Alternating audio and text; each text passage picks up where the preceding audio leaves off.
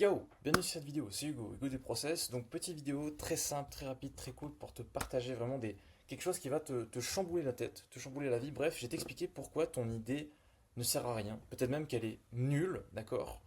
Et au-delà de ça, surtout qu'est-ce que tu peux faire pour vraiment avancer et comprendre qu'est-ce qui te bloque réellement. Je te rassure, c'est pas les compétences, c'est sûrement même pas l'idée, c'est même pas en fait le fait que tu travailles pas assez, c'est rien de tout ça et tu vas tout comprendre, mais ce qui est sûr, c'est que comme tu vois ici, l'idée est largement supérieure à l'exécution, et en fait, dans l'exécution, la distribution est toujours supérieure à la compétence. J'arrive, laisse-moi t'expliquer. Donc d'abord, déjà une idée ne vaut rien. Pourquoi une idée vaut rien? Une idée incroyable avec zéro client est inutile. Par contre, une idée mauvaise ou moyenne avec 100 clients est un business. Oui, c'est comme ça, c'est la triste réalité, c'est vrai. T'as beau être le meilleur écrivain du monde, si tes livres ne se vendent pas, tu n'es pas connu et donc tu n'es pas un écrivain reconnu. Au-delà de ça, maintenant tu vas sûrement me poser la question, mais Hugo, comment trouver une bonne idée dans ce cas? En fait, trouver une bonne idée, tout part pour moi en fait d'une synergie. En fait, un business en soi ne se base pas sur une idée, il se base sur une synergie. C'est quoi une synergie? Qu'est-ce que j'entends par là, etc. Prenons l'exemple de Google. Google, eux, de base, c'était vraiment juste deux doctorants. Donc certes, c'était pas n'importe qui, du sens où ils avaient fait des études, etc. Mais à ce niveau-là, j'ai envie de dire, c'est quelque chose qui reste quand même accessible à tout le monde. Enfin, ok, il faut être quand même un minimum smart pour aller jusqu'à un doctorat, mais c'est un parcours que des gens ont déjà suivi et qui ne sont pas réellement une exception. Et donc, qu'est-ce qui s'est passé? En fait, ils se sont rendus compte que dans leur université, ils avaient un moteur de recherche, mais il était nul. Genre, il y avait plusieurs problématiques. Et donc, ils se sont dit, bon, bah écoute, on va juste faire le moteur de recherche. Simple, efficace. Ils ont fait le moteur de recherche, l'université était contente, et en fait, il y avait d'autres personnes autour de l'université qui se sont dit, attends, mais en fait, moi aussi, j'aimerais avoir un moteur de recherche. Moi aussi, j'aimerais pouvoir chercher, etc., etc. Et c'est de là qu'est né Google. C'est-à-dire qu'en fait, c'était des gens normaux, avec juste une problématique. Et quelle est la différence intrinsèque avec tout ce que l'on pourrait voir ou croire? C'est qu'ils ont eu un flair. Le flair business. Ils se sont rendus compte qu'ils avaient un problème. Et à partir de là, en fait, il y avait deux choix. Soit juste, ils étaient contents, ils avaient résolu le problème et terminé bonsoir. Ou bien, ils vont un petit peu plus loin que ça, ils écoutent les gens, ils ont ce flair de se dire, ah ouais, en fait, il faudrait peut-être qu'on aille dans cette direction. Et qu'est-ce qu'ils font? Ils ne font que suivre la synergie. C'est-à-dire, ils ne font que suivre la demande, ils ne font que écouter les gens, comprendre ce qu'ils veulent, et en fait, partir dans cette direction. Même si c'est pas une direction que l'on a prévue, même si c'est pas une direction que l'on aura forcément appréciée ou que sais-je, en fait, juste, c'est ce que les gens veulent. Donc, soit tu suis et tu as ce faire business là, tu comprends la synergie, soit tu arrêtes. Tu vois, c'est aussi simple que ça. De même pour Facebook. Facebook, c'était un étudiant. Aujourd'hui, j'imagine qu'il y a beaucoup de gens qui sont comme vous, qui sont étudiants. Le mec était fauché, il était chez ses parents. Enfin, non, je sais plus s'il était fauché. Le gars était quand même chez Harvard, tu vois. Mais ce qu'il faut comprendre, c'est que de base, c'était quelqu'un de lambda. Il s'est juste dit, oh putain, ce serait cool que les gens puissent matcher les meilleures meufs du lycée, etc. Il l'a fait, les gens ont apprécié. Ensuite, ils se sont dit, ah, ce serait peut-être pas mal de juste partager ça. Et puis, ce serait peut-être pas mal de l'agrandir pour faire en sorte qu'il y ait d'autres gens qui l'utilisent. Mais tout ça part de quoi? Part d'un constat. Il part d'une synergie, il part d'un problème. Et juste, il a conçu une solution qui, d'autres gens l'ont apprécié, il l'a décliné, il l'a agrandi. Et Facebook, on est là aujourd'hui. Et pareil pour Airbnb. Bref, je vous laisserai analyser tout ça. Ok, donc, qu'est-ce que ça veut dire? Qu'est-ce que ça veut dire? Déjà, ok, comprendre les gens, comprendre qu'il y a une idée, comprendre qu'il y a un problème et résoudre ce problème. Mais au-delà de ça, écoute, c'est bien mignon, j'ai une idée, ok, mais maintenant, comment avoir ce faire business? Comment en fait continuer l'exécution, tu vois? D'abord, avant d'avoir la suite, c'est-à-dire, ok, admettons, tu as trouvé une idée, tu as trouvé un problème, tu as réussi à le résoudre, tu entends les gens parler, etc., ils sont contents. Maintenant, ce qu'il faut, c'est exécuter. Ok, en fait, c'est quoi l'exécution? L'exécution, c'est littéralement le produit et le marketing. Et quand je dis marketing, je parle de distribution. Donc le produit, c'est vraiment juste le fait de prendre ton cerveau, prendre des médiums, donc des trucs à côté de toi, que ce soit un ordinateur, une feuille, que sais-je, de concevoir la solution au problème que tu as trouvé et de le donner aux utilisateurs et faire en sorte qu'ils correspondent à ce à quoi ils s'attendent. Simple et efficace. Ok, donc maintenant j'ai le produit. En fait, maintenant ce sera là le marketing. Écoute, j'ai un produit. L'idée est peut-être pas incroyable. Le produit il marche. Maintenant, bah, j'ai juste à trouver des clients qui vont acheter ça. Et bien différent, il y a une différence quand même entre le marketing et la distribution. En vrai, le marketing, c'est vraiment juste, tiens, j'existe, voilà, fin de l'histoire. Tandis qu'en fait, la distribution, c'est toutes les étapes. Donc en fait, la distribution inclut le marketing, la vente, les sites internet, le setting, bref. Mais c'est vraiment tout ça. C'est-à-dire en fait, quand on parle de distribution, c'est tout le funnel qui va se passer du moment où quelqu'un te découvre au moment où il devient un client fidèle. Et donc, pourquoi les compétences ne valent rien? Et oui, les compétences ne valent rien parce que bah, plus le temps passe, plus l'IA devient puissante, plus il y a des acteurs sur le marché, et en fait les compétences deviennent une commodité. Une commodité, c'est juste quelque chose de banal. Donc les compétences deviennent quelque chose de banal. Aujourd'hui, bah, en vrai, pour créer un SaaS basique, l'IA, elle galère un petit peu, tu vois. Enfin, en vrai, quand je dis basique, faut vraiment comprendre les standards. C'est-à-dire que je parle d'un SaaS qui est quand même un minimum esthétique, qui est solide, avec un système de paiement, une vraie tech, pas des automatisations ou avec des webhooks, et un minimum sécurisé. Ça, c'est un SaaS. Et ça, bah, pourquoi j'ai une brosse à dents?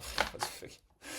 Et ce SaaS, aujourd'hui, l'IA, elle galère un peu. Genre, tu vas pas faire une prompt. Ça, c'est des conneries. Hein. Tous ceux qui croient à Lovable, tous ceux qui croient à ces merdes, arrêtez. Voilà, Claude Code, Cursor, ça oui.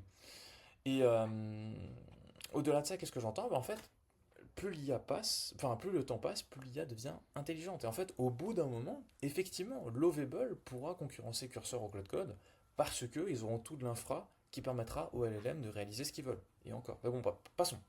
Mais si on part de ce constat, bah, on se rend vite compte qu'en fait, la compétence, la technique, qu'importe comment on peut l'appeler, le fait de juste build la technique d'un produit, parce que comprendre le besoin client, etc., c'est autre chose. Mais tout ça, bah, c'est de la commodité.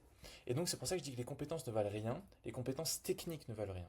Mais en revanche, les compétences humaines pour comprendre les gens, comprendre ce qu'ils veulent, bah, justement ce flair business, cette synergie, tout ça c'est important à comprendre. Et en fait, j'ai envie de dire, ça s'apprend. Même moi, je suis pas le meilleur, mais juste le fait de voir, entendre, discuter, etc., ça avance.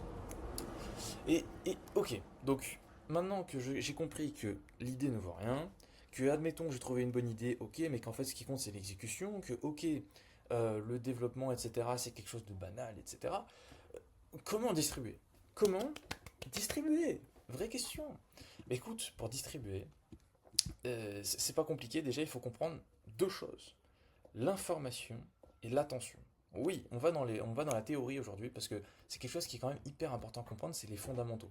Donc déjà, plus le temps passe, plus les technologies s'améliorent, encore une fois, et plus elles accélèrent la création et la distribution d'informations. Mais comme vous le savez, l'être humain aujourd'hui, contrairement à Internet, il a une fenêtre d'attention qui est limitée.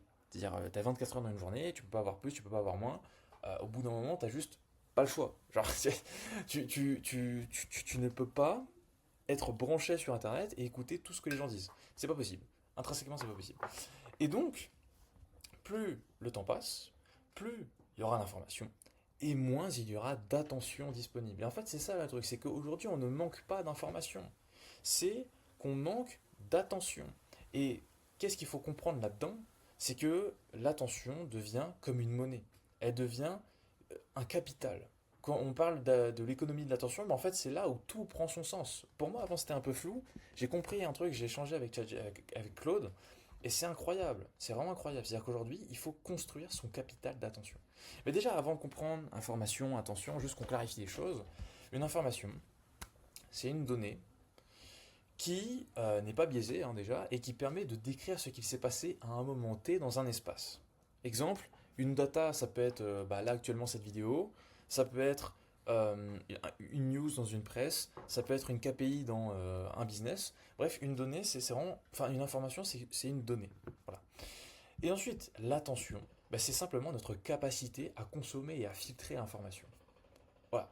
Et donc, qu'est-ce que je disais précédemment? Il faut construire un capital d'attention, c'est-à-dire en fait un canal de communication, un personal brand, en fait un lien direct avec des gens qui vous écoutent. Et en fait, c'est là où on comprend vite le système d'attention, d'information, etc. Crier dans la rue, vs parler dans un TEDx. Bon, pour un TEDx, pour ceux qui ne savent pas, c'est juste une conférence très très cotée aux States. Bref, donc crier dans la rue, vs parler dans un TEDx, bah en fait des deux côtés tu as de l'attention. Et encore. Pour crier dans la rue, bon, voilà, tu as de l'attention à un moment T. Mais il n'y a que d'un côté où tu as de la confiance. Et c'est là tout change. Et c'est là le règne de demain, c'est la confiance. C'est vraiment le fait que les gens, d'abord tu as l'attention, c'est cool, mais est-ce que l'attention est vraiment celle dont tu as besoin? Ok, tu as de l'attention, ça me rappelait vraiment les gens qui des fois ont des millions de followers, mais qui n'impriment pas un seul dollar. Pourquoi? Parce qu'il n'y a pas de confiance, parce qu'il n'y a pas vraiment de lien, il n'y a pas tout ça. Et donc forcément, ils n'impriment pas. Ok, donc j'ai compris l'attention, j'ai compris l'information. Maintenant, comment distribuer le bordel, mec? Arrête, tu m'énerves. Comment construire son capital d'attention? Il y a quatre piliers. One to many cold, one to many cold, c'est la publicité. Donc one to many, hein, c'est une personne, donc moi vers plusieurs personnes.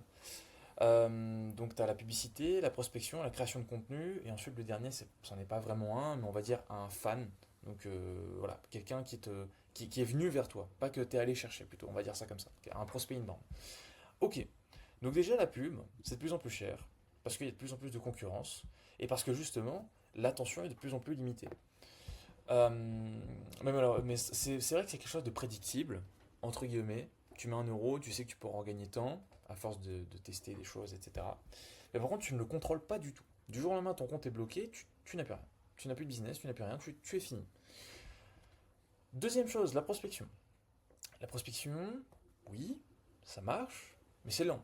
Il n'y a pas d'effet composé. C'est vraiment quelque chose où tu. Là aussi, c'est très prédictible, hein. Pour le coup, encore plus prédictible que l'ADS. Mais c'est ça. C'est vraiment.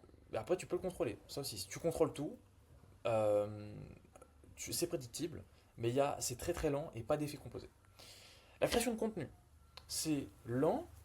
Encore là, tout dépend. Je vais vous montrer un exemple juste après.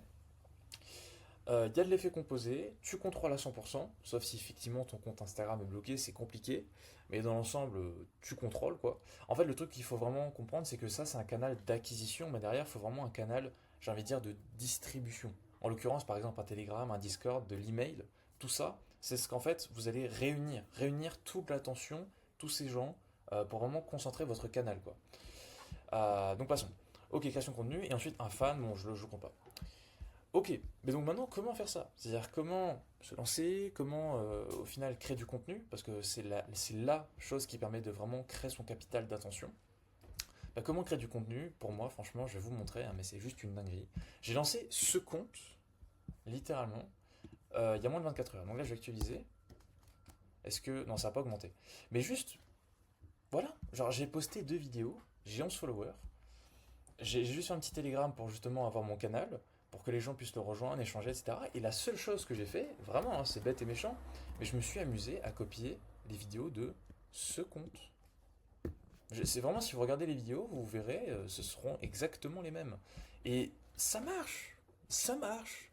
Et là, je me suis fait une liste de comptes Instagram à copier, tac, enfin, voilà, où je vais prendre les contenus, les remettre, les modifier un petit peu, etc. Et ça marche, ça me rend fou. Même moi, j'y croyais pas, mais ça marche.